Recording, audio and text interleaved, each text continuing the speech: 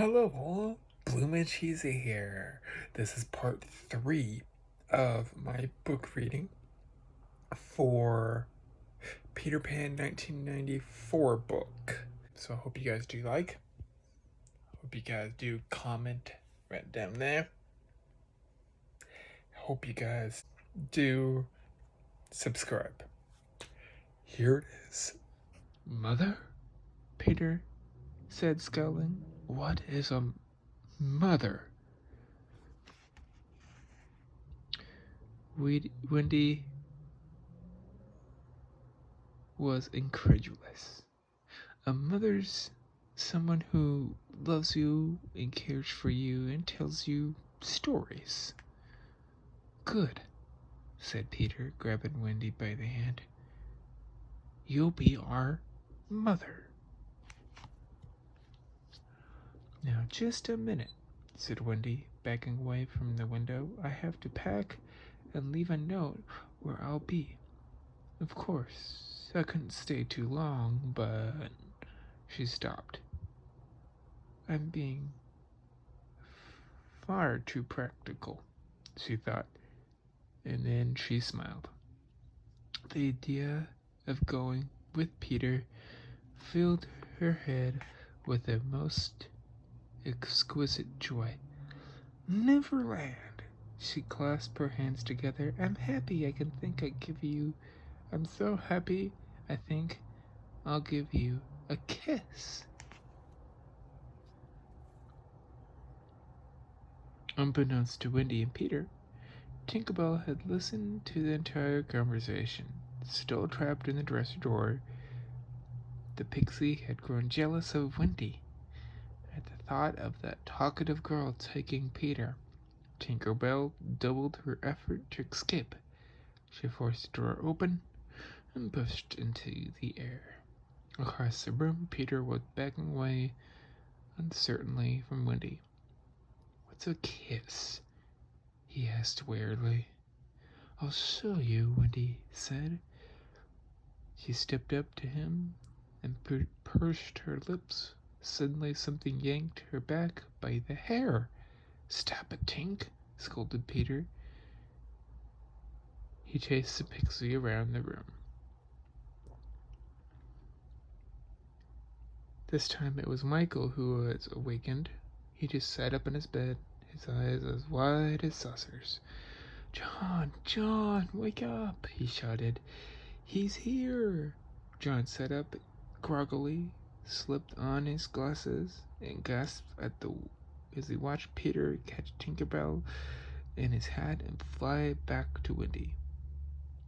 What in the world was that? Wendy asked.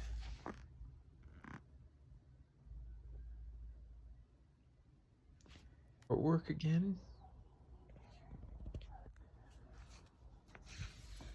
A little closer, okay. Is that about right? Yeah. Okay. Tinkerbell, Peter said, opening his hat to show her the pixie. I don't know what's gotten into her. Michael and John ran over and gazed with wonder into the hat. Look, said Michael, a firefly. A pixie, Wendy said. Inside Peter's hat, Tinkerbell jingled angrily, creating a tiny shower of sparkles.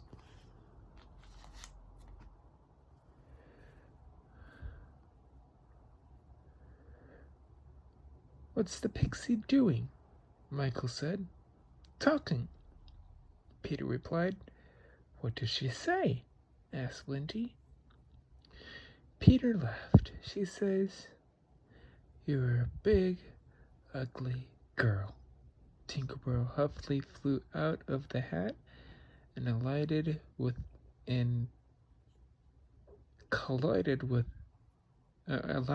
aligned on a bookcase. Well, said Wendy good-naturedly, I think she's lovely. Peter pointed to the open window. Come on, Wendy. Let's go. Where are we going? Michael asked. To Neverland, Wendy answered excitedly. Peter's taking us. Peter. Us? Peter scowled. I couldn't go with Michael and John, Wendy said. I shouldn't like that I should like very much to cross swords with some real buccaneers, John said eagerly. And fight pirates too, Michael added. Peter smiled. All right, but I have to take orders, he added sternly. Aye, aye, sir, John said and saluted sharply. Me too, Michael said with a salute of his own. But how do we get to Neverland? Wendy asked. She'd never really seen it on a map, so she imagined it must be very far away indeed. We fly, Peter said simply.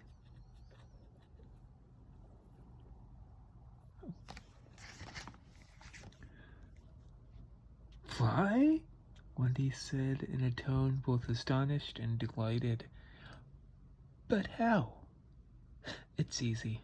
All you have to do is... Peter felt silent for a moment and then rubbed his chin. That's funny. What's the matter? Asked Wendy. Don't you know how?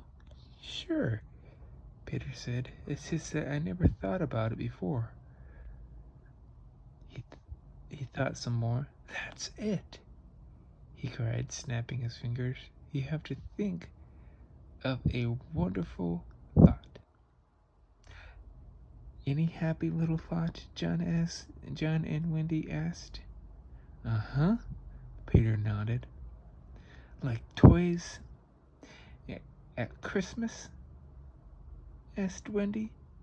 And sleigh bells in the snow? John asked. Yep, now watch. Here I go. And just like that, Peter rose into the air. Now you try. I'll think of a mermaid lagoon underneath a magic moon, said Wendy.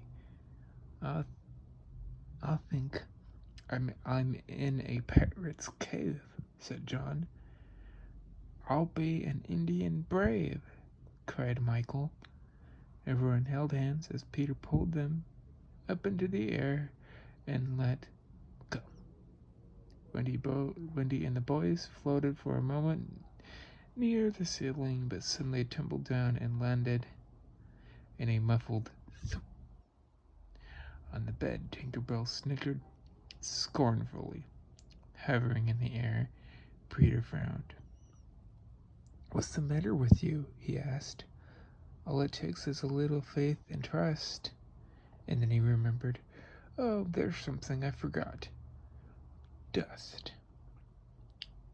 Peter caught Tinkerbell, gave her a vigorous shake, and showered fairy dust all over the darling children like a fine powdery snow. Now, Peter instructed them, think of the heavy sinks. It's the same as having wings.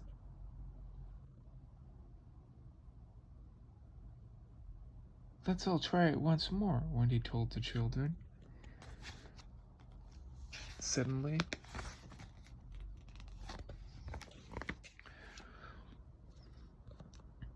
she and her brothers began to float. Look, John cried, we're rising off the floor. We can fly, they cried. Peter stood on the window ledge and watched them circle the chandelier. Come on, everybody, he cried. Here we go. Off to Neverland.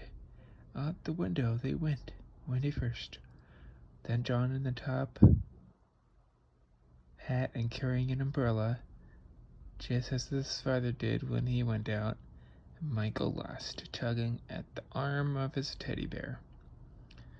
They sailed over the rooftops, past Big Ben, then up through the cloudy sky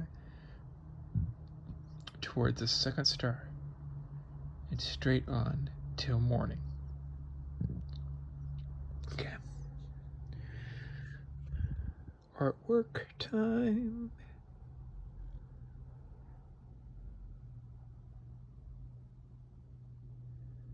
I love that Big Ben picture right there. It's perfect. Oh, Smee.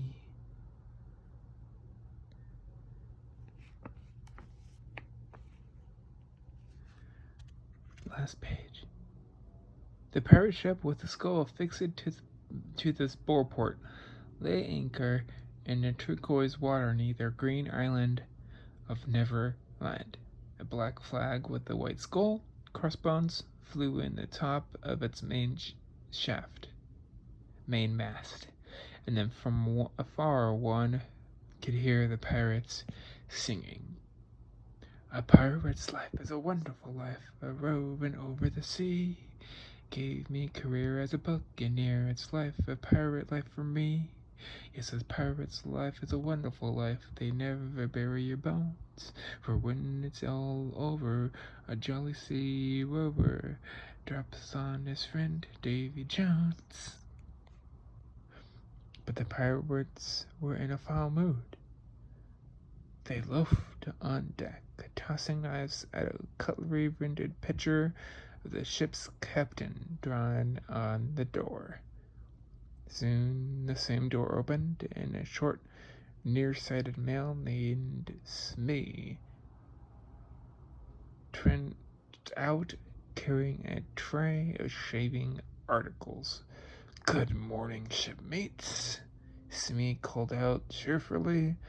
"What's so good about it, Mr. Smee?"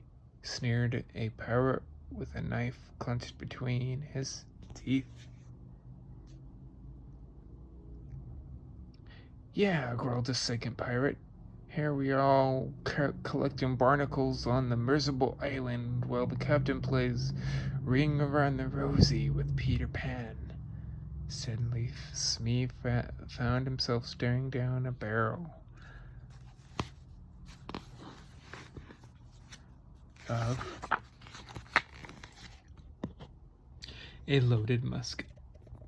The pirate holding the musket grinned, if pulling the trigger would make him the happiest outlaw on the high seas. Well, that's it for now. This is the end of part 3. Hope you guys do like, comment, and yes, please do subscribe.